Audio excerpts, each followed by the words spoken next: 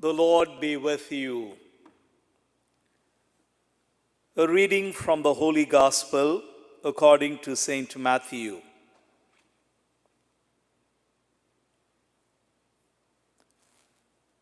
Jesus said to his apostles, "Do you think that I have come to bring peace upon the earth?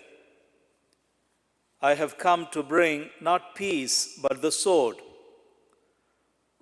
For I have come to set a man against his father, a daughter against her mother, and a daughter-in-law against her mother-in-law, and one's enemies will be those of his household.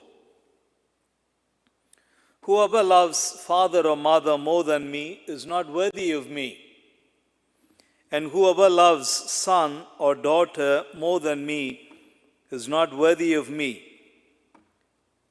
And whoever does not take up his cross and follow after me is not worthy of me.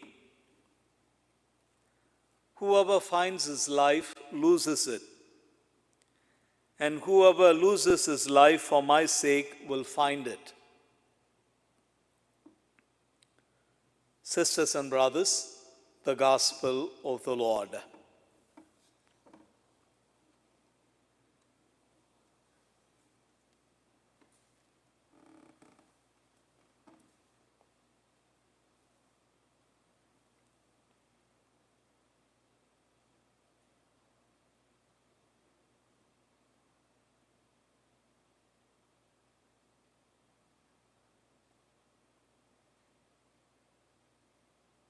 When you go through the pages of the scriptures, and in particular that of the New Testament, the one lesson that you learn, or at least I have learned, is this: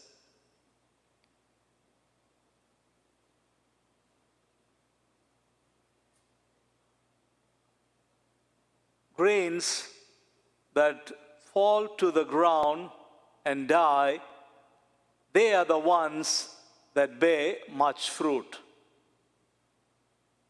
Seeds that lie buried in the dark crack open the moment they begin to surrender themselves to a process that they cannot understand. I'm actually repeating the Paschal mystery of Jesus in different words. My dear sisters and brothers, following Jesus is not for the chicken-hearted. It's for those that are generous, that are willing to give their all. I remember watching a movie when I was a little lad. I remember this conversation between two soldiers. One is a new recruit and the other is a veteran. The veteran turns to the newcomer and says, "If you are not prepared to risk it all, you have actually lost it all." I thought those were very profound words. And Jesus says that time and again in different ways, using different words. Unless a grain of wheat falls to the ground and dies, it remains just a grain of wheat.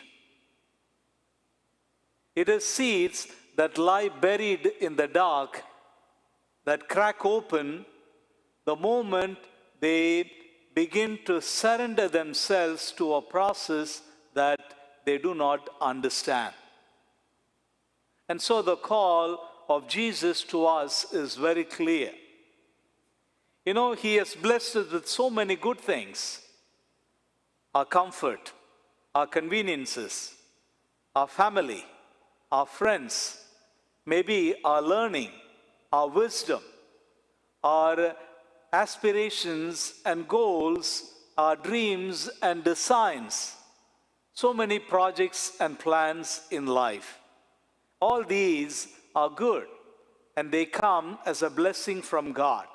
And yet, when one of them comes in the way of our relationship with Christ, with the Father and the Spirit, then that needs to be put aside. That needs to be bypassed. You know, when you go through the pages of the Old Testament, you hear the Father say to Israel, I am a jealous God. I brook no rivalry. And that is what Jesus has today in different words, in his own way, or more bluntly. He says, unless you hate your father and mother, your spouse and your children, and indeed your very life, you cannot be my disciple. It is his way of saying, when there comes a time when you have to choose between me and something else or someone else, you got to choose me. Every time, all the time. Period. Jesus demands not much from us. He demands our all. And it is up to you to figure out what Jesus expects of you. And so, as we go through this Eucharist, let's look at this cost of discipleship. Now, by the way, when Jesus asked us to surrender ourselves to him completely, to give ourselves over to him fully, know that he has done it first for us. And so let's pray for this openness, for this generosity, for this radical love. In one word, we call it discipleship. Let's pray for this grace.